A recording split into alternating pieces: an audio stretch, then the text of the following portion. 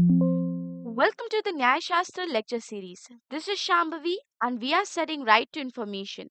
This is the fourth lecture on RTI, so let's get started. Today we will study RTI Act, definitions, institutions, powers and remedies. अब definition under the RTI act जो कि section 2 में है, तो information ये section 2 का F में दिया गया है। Any material in any form like records, documents, memos, emails, opinions, press release, circulars, logbooks, samples, etc. ये सारे जो हो जाएंगे ये इंफॉर्मेशन के अंदर आ जाएंगे जो कि सेक्शन 2 का एफ में दिया गया है। सेकंड बोलता है पब्लिक अथॉरिटी जो कि सेक्शन 2 के एच में है। Any authority, body, institution established by constitution, parliament, state legislature, government, notification या ऑर्डर। यहाँ पे क्या बोलता है कि पब्लिक अथॉरिटी 2H में डिफाइंड है, वो बोलता है कि एनी अथॉरिटी, बॉडी या फिर institution which is established by constitution, parliament, state legislature, government notification या order comes under public authority जो कि सेक्शन 2H में दिया गया है। वैसे ही ऊपर था इंफॉर्मेशन जो कि सेक्शन 2F में दिया गया था। यहाँ पे बोलते हैं कि any material in any form like records, documents, memos, emails, opinions, press release, circulars, logbooks, samples, etc.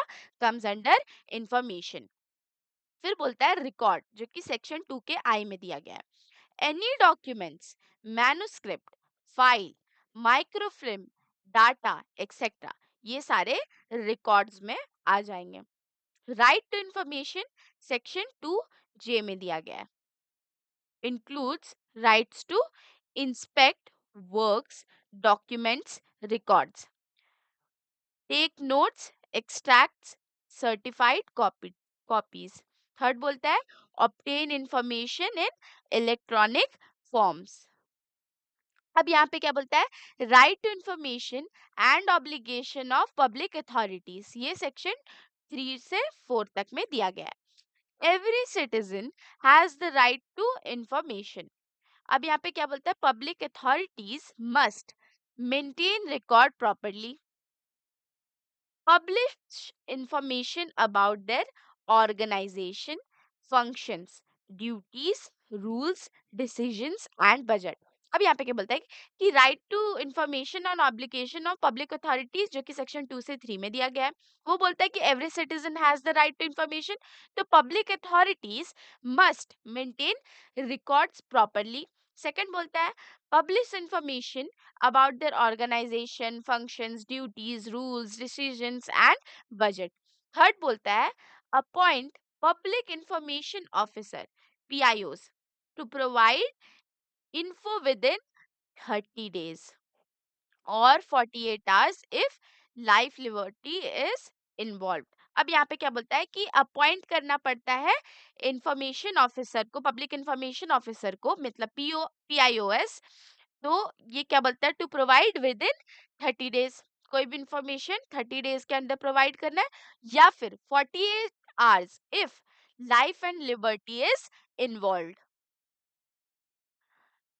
Central and state information commission जो कि सेक्शन 12 से 17 में दिया गया है।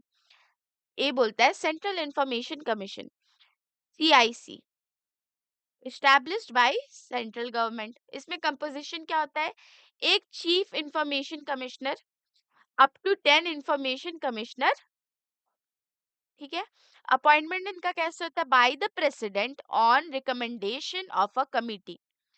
PM, leader of opposition in Lok Sabha, union cabinet minister. Appointment इसका कैसे होता है प्रेसिडेंट के द्वारा होता है on recommendation of a committee जो कि PM, leader of opposition in Lok Sabha और यूनियन कैबिनेट मिनिस्टर। सेकंड बोलता है state information commission SIC established by state government. ये देखिए ये एस्टैब्लिश्ड बाय सेंट्रल गवर्नमेंट था, ये एस्टैब्लिश्ड बाय स्टेट गवर्नमेंट है। इसका कंपोजिशन है one state chief information commissioner और अप टू 10 इंफॉर्मेशन कमिश्नर्स, ये दोनों में सेम है, ठीक है। बस यहाँ पे ये इंफॉर्मेशन कमिश्नर्स है, यहाँ पे स्टेट इंफॉर्मेशन कमिश्नर्स है। अपॉइंटमेंट इनका कैसे होता है? By governor on recommendation of a committee, जो कि CM, leader of opposition in assembly, state cabinet minister. यहाँ कैसे अपॉइंटमेंट हो रहा था? बाय प्रेसिडेंट के on recommendation of a committee of PM, leader of opposition in Lok Sabha या यूनियन कैबिनेट मिनिस्टर। यहाँ कैसे हो रहा है? CM, leader of opposition in assembly, state cabinet minister के द्वारा। Powers and functions of information commission, जो कि सेक्शन 18 से 19 में दिया गया है। पावर्स क्या है? Same powers as a civil court, summon, examine, receive evidence etcetera.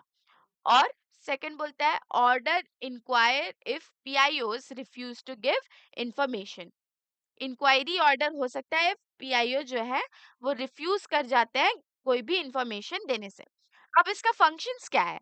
Receive and inquire into complaints, direct public authorities to provide information, impose penalties on PIOs, promote awareness about RTI. इसका main function promote awareness about RTI, impose penalties on PIOs, direct public authority to provide information, receive and inquire into complaints. अब बोलता है appeals, जो कि section 19 में है। First appeal, the senior officer in the same public authority within 30 days. ये first appeal किसको किया जाएगा? To the senior officer in the same public authority within 30 days. Second appeal किसको किया जाएगा? सीआईसी और SIC within 90 days. Decision of the information commission is binding. Penalties, जो कि सेक्शन 20 में दिया गया है।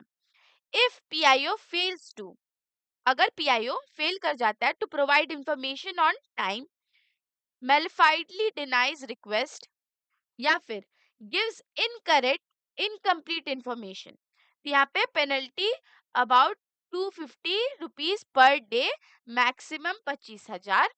Commission can also recommend disciplinary action against the PIOs. अब इसे हम शॉर्ट समरी में अगर देखें तो आरटीआई एक्ट तो क्या होता है? वो transparency of law for citizens. Definition इसका कहाँ दिया है? सेक्शन 2 में। Clarifies the meaning of information public authority and RTI. Citizens right क्या होता है? Every citizen can seek information. Obligation of public authorities क्या है? To maintain and publish records, appoint PIOs. Information commission का क्या है? Independent bodies of for enforcing RTI. Powers क्या है? Civil court powers, civil courts के पास जितने पावर है उतने पावर इसके पास भी है। इंक्वायरी और अवेयरनेस। अपील्स क्या है? 2 लेवल्स होता है। First with in depth, second बोलता है सीआईसी या एसआईसी के पास। Penalties up to 25,000 on PIOs plus disciplinary actions. That's all for this video. Please like, share, comment and subscribe to our YouTube channel, which is Nyay Shastra.